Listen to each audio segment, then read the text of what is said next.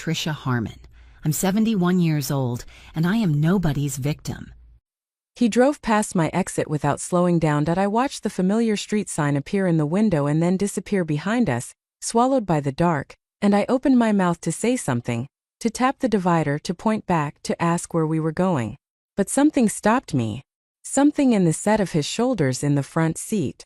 Something in the quality of the silence that had been building for the last several minutes of the drive. Something that said, wait. Whatever is happening right now is bigger than your exit, so I waited. And what Marcus said to me that night, in a car moving through a city that had gone quiet past midnight, is the reason I am here today telling you this story. It is the reason I think about kindness differently now. It is the reason I believe with every fiber of what I know about this life, that the smallest things we do for other people can carry a weight we will never fully comprehend. And it is the reason I want to talk to you today directly, honestly, about what it actually means to see another human being. Let me start at the beginning. Not at the missed exit. At the T-dot, I had been working late shifts for almost 2 years at the time. It was not glamorous work, administrative support for a medical facility, the kind of essential work that keeps organizations running and that somehow never ends up in the category of work people celebrate at dinner parties. But I valued it. I valued the particular way of a hospital at night, its different rhythm, its stripped-back quality, the sense that you were seeing something real when the performance of ordinary hours had gone to sleep. The commute home was long.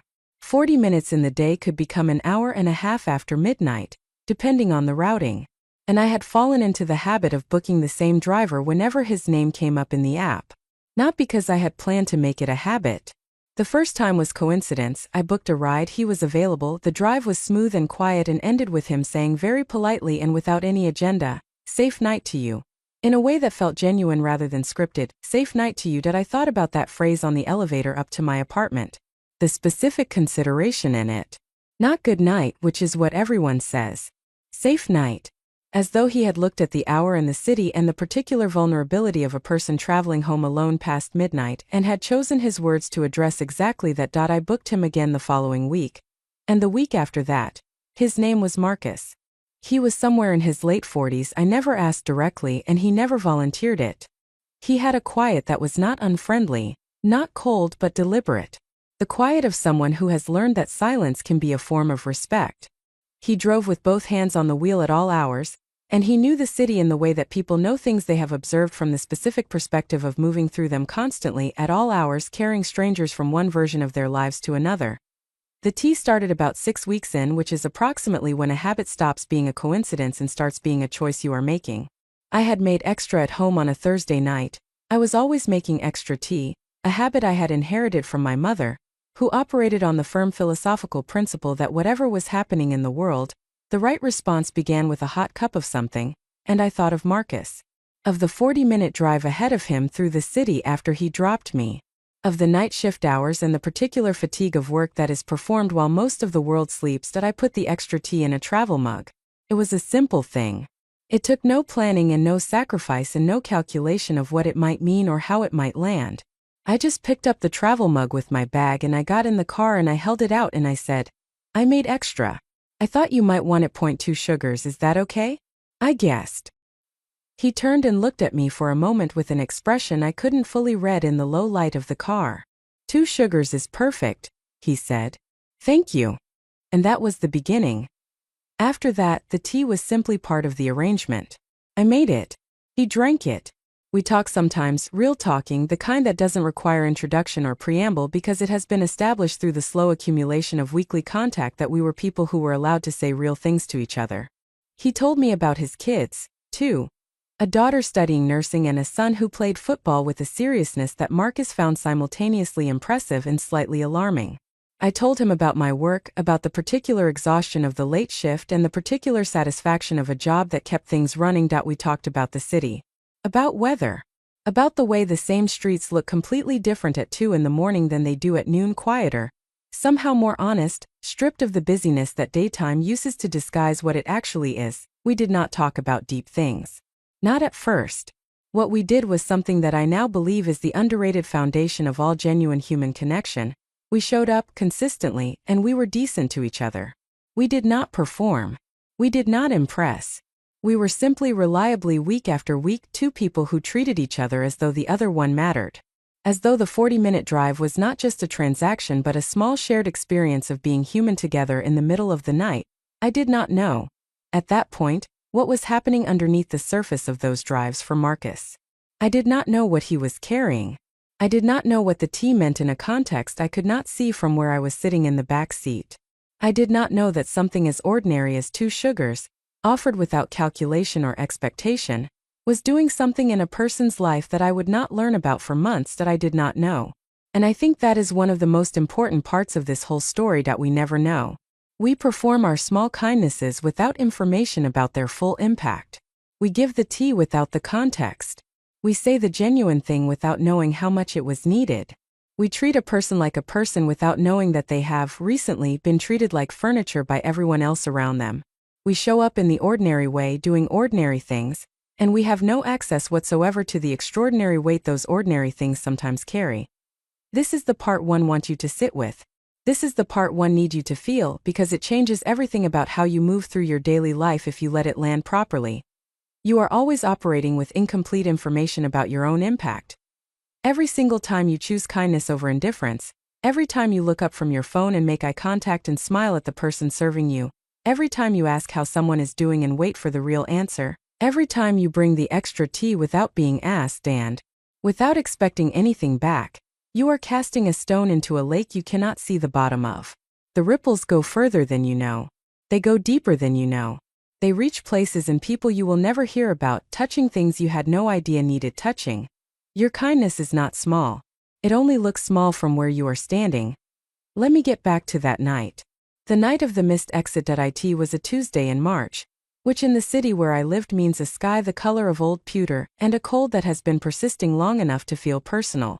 I had had a hard shift, not dramatically hard, just the kind of grinding everything at once hard that accumulates quietly and deposits itself in the body as a low-grade heaviness.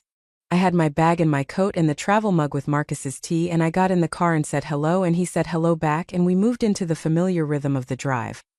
About 20 minutes in, I noticed something was different. Not the route was right at first. Not his driving, smooth as always, unhurried and precise. It was something in the quality of his silence. The silence between us on most nights had the comfortable texture of two people who had been in a room together long enough that quiet was not awkward. This silence was different. It had weight. It had the specific quality of something being held rather than simply being absent. I watched the side of his face in the front seat. His jaw was set. His eyes were on the road in the rigidly focused way of someone who is looking at something without seeing it, whose attention is not actually on the road but on whatever is happening behind his eyes. I thought about asking. I almost did. But something told me to wait. Let it come in its own time at whatever speed it needed. And then we passed my exit. I watched it go by. I said nothing. I sat with it, the small strangeness of being in motion past the place where I was supposed to stop. And I felt the shift in the car, the slight change in Marcus's posture, as he realized what he had done and was processing what to do about it. I missed your exit, he said. His voice was different from his usual voice. Quieter. Something had been stripped away from it. It's okay, I said. We can turn around. There was a pause. And then he said, Can I tell you something first? Before we go back? Of course, I said. And he pulled off the road. Into a parking lot, the empty kind that belongs to a business that closed hours ago. He put the car in park and he sat with his hands on the wheel for a moment, and I waited in the back seat with the city lights making patterns on the windows and the heater running and the quiet pressing in from every direction. And then Marcus told me something that changed the way I understand being alive, he said. And I am going to give you his words as closely as I can recall them, because they deserve exactness, he said. 8 months ago, I was going to end my life. The car was very still. I had been planning it for weeks. I had the date picked out. I had thought about it so carefully, so specifically, that it had stopped feeling like a plan and started feeling like a certainty. Like the only door left in a room that had run out of other exits. He paused. His hands were still on the wheel, very still. That was the week you first brought the tea. I did not speak. I did not move. I was trying to take in what he was saying at the same speed he was saying it, and the weight of it was making that difficult. It sounds like nothing, he said. I know it sounds like nothing. A cup of tea. 2 sugars. From a passenger who had no idea what she was doing. But I had been driving this car for 3 years at that point. 3 years of strangers getting in and getting out and looking at their phones or sleeping or talking at me rather than to me. 3 years of being furniture with a steering wheel. And I had gotten to a place where I had concluded, very quietly and very completely, that I was invisible. That the world would not register my absence in any meaningful way. That there was no evidence, not one single ordinary piece of evidence, that I existed in a way that mattered to anyone outside my immediate family. He looked in the rearview mirror. His eyes found mine. And then you handed me a cup of tea. And you said you had guessed 2 sugars. And you looked at me like you were actually looking at me. And I know how small that sounds. I know that from the outside it is nothing. But from the inside, from where I was standing at that moment, it was the first piece of evidence I had found in months that I was a person and not a piece of furniture. And I went home that night and I did not do what I had been planning. He stopped. And then you came back the next week. And the week after that. And every week there was the tea and there was you asking how my kids were doing like you actually wanted to know and looking at me like I was a person whose answer mattered.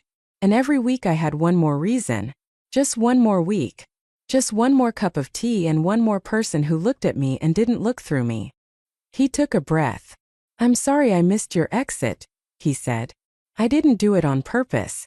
I was thinking about how to say this and I went right past it. And I decided that maybe that was the moment. Maybe this was the right moment to tell you what I should have told you a long time ago." He paused. "So, thank you. For the tea.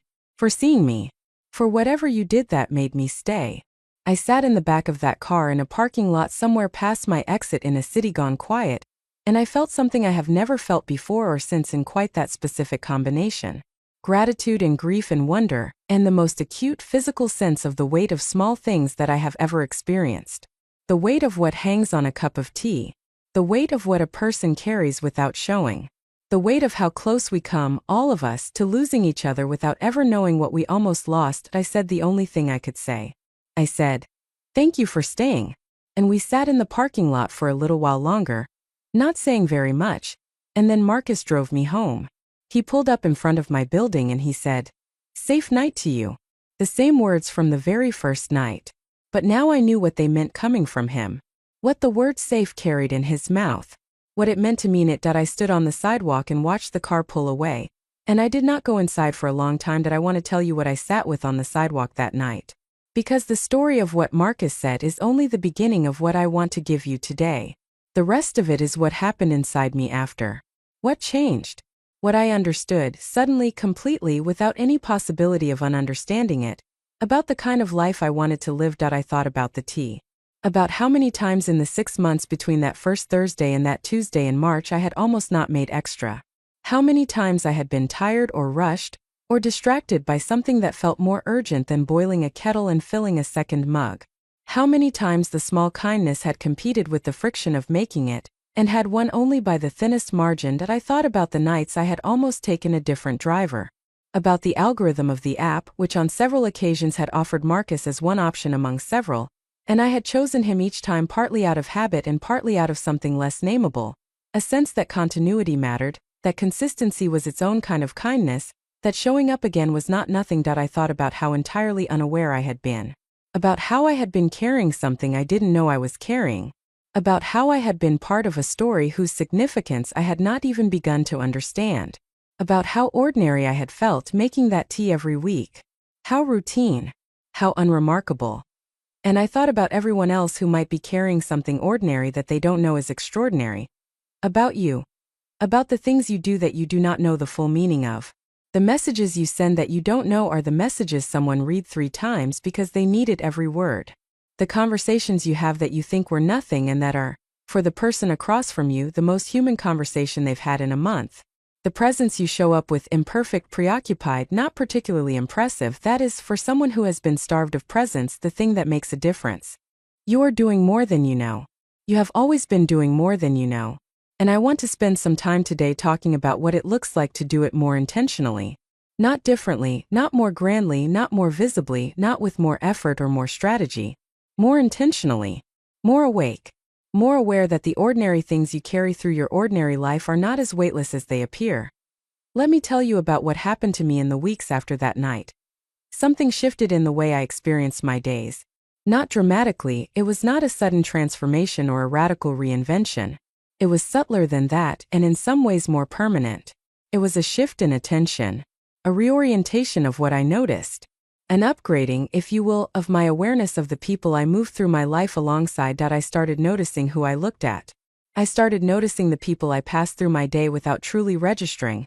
The person who handled my morning coffee, the security guard whose name I had walked past for months without learning, the colleague who sat 3 desks from mine and who I realized, with a jolt of genuine discomfort, I knew almost nothing real about despite 18 months of proximity. I started noticing when I looked through people rather than at them. And the frequency of it was uncomfortable. The number of times in an ordinary day that I treated another human being as part of the scenery, as context rather than content, as backdrop rather than subject, was higher than I had any right to feel comfortable with. And I started slowly and imperfectly to change it. Not through grand gestures. Not through the kind of performed kindness that is really about making yourself feel good rather than genuinely seeing the other person. Through small things. Specific, concrete, unglamorous small things. I learned the security guard's name. It was Arthur. He had worked in that building for 11 years and had, he told me with a mild amusement that suggested he found the situation more philosophical than bitter, been called Buddy by the majority of the people who passed him every single day. I asked him what he preferred to be called. He said Arthur. I said, "Good morning, Arthur," and the way his face changed, just slightly, just enough, told me that 2 words in the right order can land differently than the same 2 words in the wrong order. I stayed an extra few minutes in the conversations I would normally have exited. Not all of them, not every interaction requires depth, and there is a form of over-intensifying ordinary exchanges that is itself a kind of imposition. But the ones where something in the other person's voice or eyes or posture suggested that there was more beneath the surface than the surface was showing, I stayed for those. I asked the extra question. I waited for the real answer. I started being more conscious of my phone, of the specific statement it makes when you look at your phone while someone is talking to you, or when you look at it instead of looking at the person in the space around you, as though your phone is real and the people nearby are an inconvenient interruption to the real world. I started leaving it in my bag more. Not always, not perfectly, but more. And I started making more tea. Not literally, though sometimes literally, because the gesture itself had acquired a new meaning for me, but in the spirit of it. The spirit of making something small for someone else, not because you have calculated that it will produce a specific return, but simply because you notice they might need it. Because you are a person who has things to give and they are a person standing in front of you. And the space between those two facts is where the best of human life happens. I want to talk about visibility. About what it means to be truly seen by another person and what it means to be invisible and what the difference is in the lived experience of a human being. Because this is not really a story about tea. It is a story about visibility. About how the most fundamental thing a person can offer another person is not food or shelter or money or advice, or any of the practical currencies of daily life. It is recognition. The simple, direct, unambiguous recognition that says, I see you. Not through you. Not past you. You. The specific, irreplaceable, one-of-a-kind you that is standing in front of me right now. Visibility sounds simple.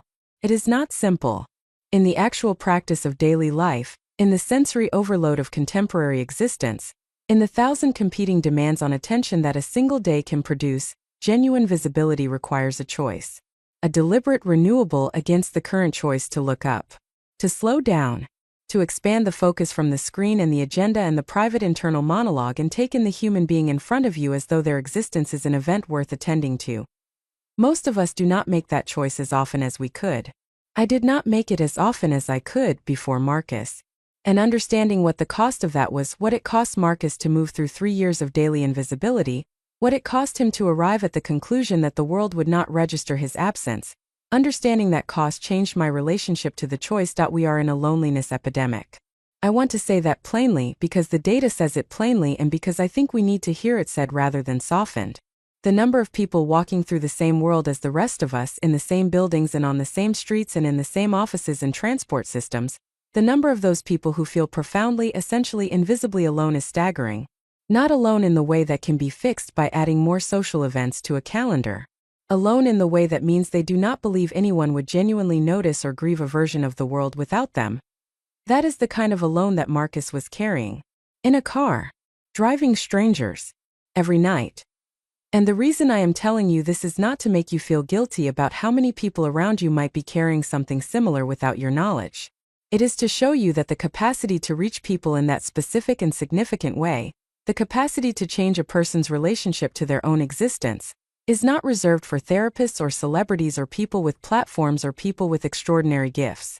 It is available to every single person who chooses to pick up a kettle and make extra tea out. It is available to you. I want to talk about Marcus's story from a different angle. Because I have been telling it mostly from my side, the side of the person who acted, however unknowingly. But I want to spend a moment on his side, on the inside of his experience, because I think it holds something important for anyone listening who is currently in their own version of what Marcus was going through. If you are in a place where you have begun to feel invisible, where the days have taken on a quality of moving through the world without being registered by it, I want to talk to you directly. What you are feeling is real. The invisibility is real in the sense that you are genuinely experiencing it, and I am not going to minimize it by suggesting it is simply a matter of perspective. There are real circumstances, real environments, real dynamics between people that can make a person feel, accurately based on available evidence, that they have become scenery rather than subject. But I also want to offer something to sit alongside that truth. The invisibility is not permanent. It is not the world's final verdict on your value. It is not proof of anything about your worth or your importance, or what the world would and wouldn't notice about your absence. It is the result of being in the wrong environment or the wrong chapter, or surrounded by people who are too caught up in their own noise to look up and register what is standing right next to them. It says nothing about you. It says everything about the noise level around you. And Marcus's story, the tea, the exit, the parking lot, the conversation that changed both of our lives in ways we are still discovering, shows something extraordinary. It shows that visibility can arrive from completely unexpected directions. That the person who sees you, who looks at you like you matter, who asks how your kids are doing and actually waits for the answer, that person is not necessarily who you expect them to be. It is not necessarily someone already in your life or someone positioned to help or someone who has the context to understand the full significance of what they're seeing means. It can be a passenger in the back seat. It can be someone handing you a cup of tea. It can be anyone who has made the choice in that particular moment to look up. And if visibility can arrive from that direction, if one ordinary person choosing ordinary kindness can reach someone at the edge of an irreversible decision, then the world is more interconnected than the loneliness suggests. The threads between people are more numerous and more resilient than the isolation makes them appear. Hold on to that. Hold on to it, especially on the days when the world seems too large and too indifferent and too busy to notice that you are in it. You are in it. And the right person in the right moment with the right cup of tea is out there. And while you are waiting for them, become them. Become the person who looks up. Become the person who asks the real question. Become the person who treats the people around them like subjects rather than scenery. Not because of what it will produce in your own life, though it will produce things you cannot predict. But because it is the right way to move through a world full of people who are carrying more than they show. I want to talk about something that Marcus's story illuminated for me, in a completely unexpected way. And that is the question of purpose. I had been, in the period before that night, in a quiet struggle with the question of what my life was actually for. Not a dramatic existential crisis, nothing that announced itself clearly enough to require immediate attention. More the low hum of a question that had been running in the background for a while, under the surface of a life that was functional and decent and that, examined from the outside, had no obvious reason for the hum. What is the point of all of this? Not in the nihilistic sense. In the genuinely curious searching sense. What is the specific shape of the contribution I am here to make? What is the thing that my particular existence, with these particular gifts and these particular limitations in this particular chapter of life, is meant to do? I had been looking for big answers. The kind of answers that come with recognizable shapes, a career pivot, a project, something with a name and a mission statement. The kind of purpose that could be explained at a dinner party in a way that satisfied the person asking. And what Marcus showed me, sitting in that parking lot on a Tuesday in March, was that purpose does not always arrive with a name.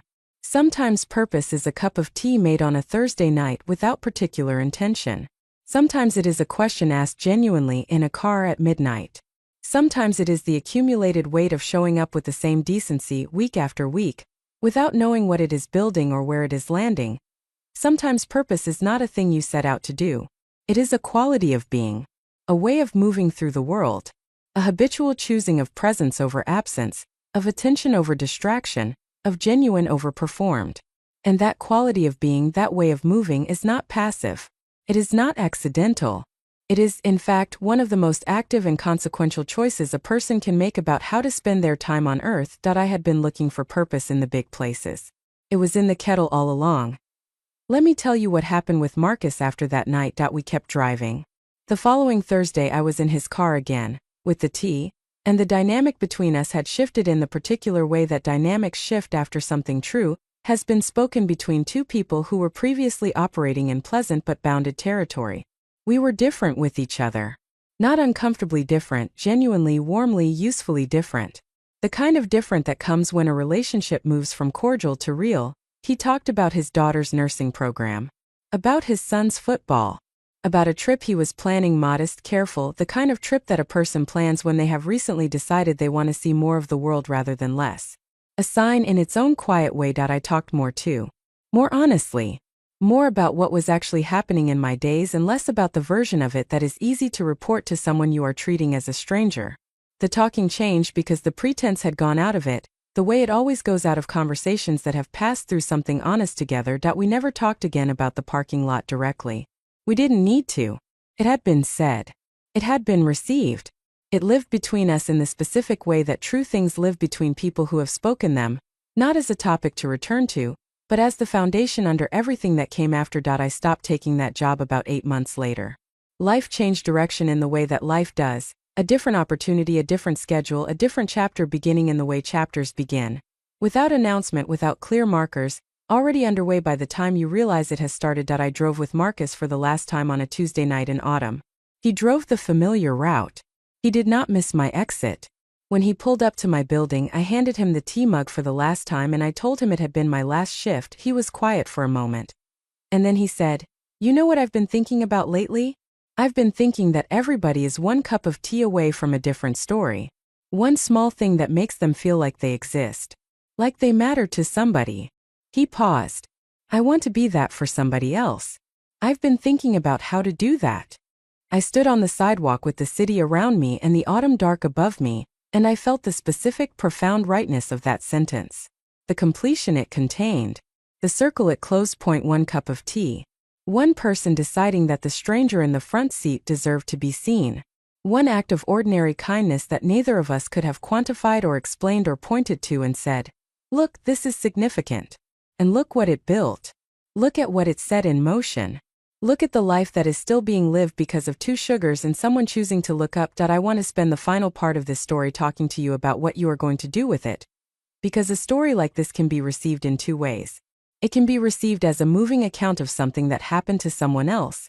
Emotional, valuable, worth hearing, and then neatly filed under inspiring stories without altering anything about the actual texture of your daily life. Or it can be received as an invitation. A direct, personal, arrived at exactly the right moment invitation to examine the way you currently move through your days and make one specific, small, concrete change. I am asking you to receive it as the second thing. Not a huge change. Not a reinvention. Not a new mission or a new brand or a new performance of being a better person. One small, genuine, specific thing. Think about the people you move through your days alongside. Not the people you have deep relationships with. Those people ideally already know they matter to you. And if they don't, then that's a separate and urgent conversation. I mean the people in the peripheral spaces. The ones whose names you may not know. The ones who perform the background functions of your daily life. The ones who are present enough to be noticed but whom the habits of daily life have trained you not to notice. The driver. The barista. The night security guard. The person at the desk whose face you recognize without having ever asked what they prefer to be called. The colleague who sits close enough to overhear your phone calls, but with whom you have never had a conversation that lasted more than 90 seconds. One of them might be Marcus. One of them might be carrying something heavier than their face is showing. One of them might be in the specific, silent, private place of having concluded, without dramatic announcement, that their existence is not particularly registered by the world around them. One of them might be one cup of tea, one genuine question, one moment of being looked at rather than passed, from a different story. You don't know which one. That's the point. You cannot do the triage, cannot identify the need and target the response, because the whole nature of invisible suffering is that it is invisible. So the answer is not to try to find the person who most needs it. The answer is to raise the general level. To make the looking up a habit rather than an occasional response to a specific trigger. To make the genuine question the default rather than the exception. Become the person who sees people. Not perfectly. Not in every interaction of every day. That would be exhausting and unsustainable, and would quickly become its own kind of performance. But consistently. As a practice. As the baseline orientation from which your encounters with other people begin. Look up. Ask the real question. Wait for the real answer. Make the extra tea. Learn the name. Stay an extra minute in the conversation that wants to be longer. Treat the person serving you as a subject, not scenery. Do the small thing without calculating whether it is worth doing, because you do not have access to all the information required to make that calculation accurately. Just do it. Just keep doing it. Trust that the ripples go further than you can see from where you are standing. And one more thing. One last thing that I want to leave you with. Marcus stayed. That is the bottom of everything. He stayed. Not because the circumstances of his life improved dramatically in the weeks following that first Thursday. Not because the world suddenly noticed him in the way it had failed to notice him. He stayed because one person handed him a cup of tea with genuine eyes and genuine curiosity, and the small but irrevocable signal that he was a person whose existence was an event in someone else's day. One person. One choice. One cup of tea. And I want you to understand, really understand in your bones, that you are that one person for someone. Not someday. Now. Today. In the life you are currently living, with the people you currently encounter, in the commutes and the offices and the grocery stores and the coffee shops of your daily existence. You are someone's cup of tea. You may not know it. You will probably not know it for a long time, if ever, because kindness given genuinely rarely comes with a receipts, rarely produces a parking lot confession that ties the threads together into a visible story. You will mostly never know. But that is the nature of it. The not knowing is part of what makes it real rather than transactional. The giving without the feedback is what separates genuine seeing from performed generosity. The cup of tea handed over with no agenda and no expectation and no knowledge of its full significance. That is the real thing. That is the kind of thing that saves someone's Tuesday. Go save someone's Tuesday. Not by changing everything. By changing this one small orientation, this one deliberate choice about how to carry yourself through the daily life you already have. Look up. Make extra. Ask the real question, stay for the real answer. See the person in front of you like they are the most important thing in the frame. Because in that moment, in every moment of genuine human contact, they are. And somewhere down the road, in a parking lot you won't see coming, at an exit you never expected to miss, the full size of what you have been quietly building will find its way to you. You will sit in the still car with the city lights on the windows and the heater running, and someone across from you telling you what your ordinary kindness cost them and what it gave them and why they are still here. And you will understand then, in the complete and permanent way that only lived experience provides, what it means to be the kind of person who matters in a world desperately full of people who need to feel that they do. Make the tea, make it tomorrow. Make it every week until the making of it is who you are. And then when the exit comes that you didn't know you needed to miss, you will know exactly where you are. You will be exactly where you were always going.